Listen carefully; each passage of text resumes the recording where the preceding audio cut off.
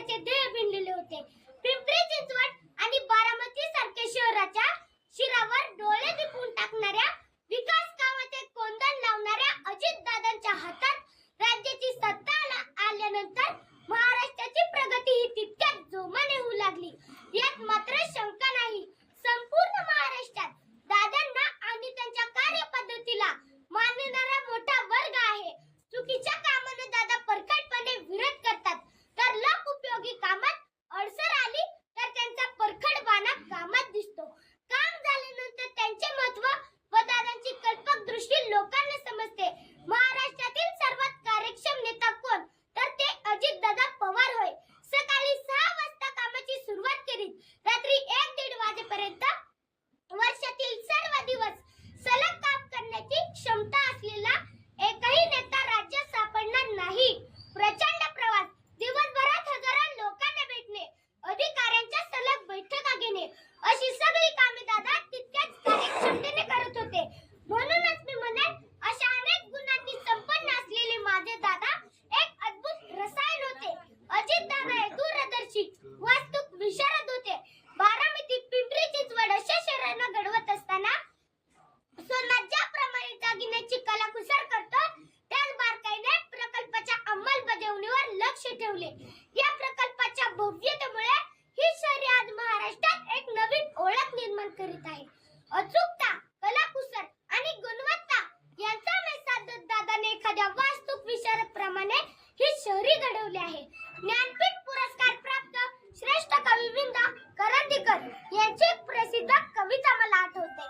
जनतेच्या हृदयामध्ये अन्यायाची कळ आहे, जनतेच्या बाहुमध्ये सागराचे बळ आहे. जनतेच्या हृदयामध्ये अन्यायाची कळ आणि जनतेच्या बाहुमध्ये सागराचे बळ ज्याला ओळखता येते, तोच लोकप्रमुख राज्यकर्ता होऊ शकतो. राज्यकर्त्याचे हे गुण लक्षण ज्याला यथार्थपणे लागू पडते, असे राजकारणातील एक नाव म्हणजे श्री अजितदादा पवार. महाराष्ट्राचे माजी मुख्यमंत्री वसंतदादा नाईक यांच्या नंतर महाराष्ट्राच्या राजकारणात दादा म्हणून मिरवण्याचा मान मिळाला तो फक्त अजितदादांनाच. आपला स्पष्ट वक्तव्यपणा आणि सडेतोड वक्तृत्वाने महाराष्ट्राला हलविणारे दादा कडे आदर्श म्हणून पाहतो.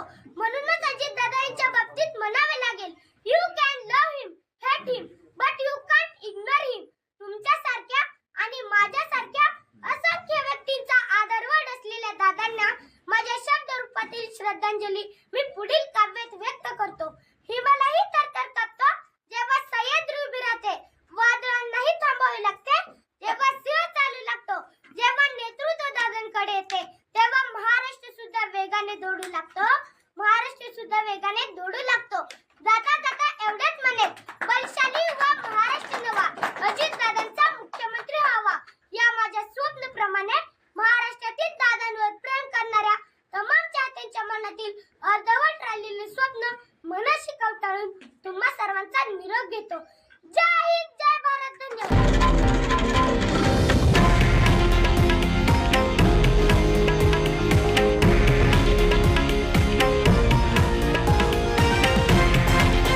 हे आहे देशातील नंबर 1 न्यूज नेटवर्क आणि आपण पाहत आहात TV9 मराठी, एकमेव.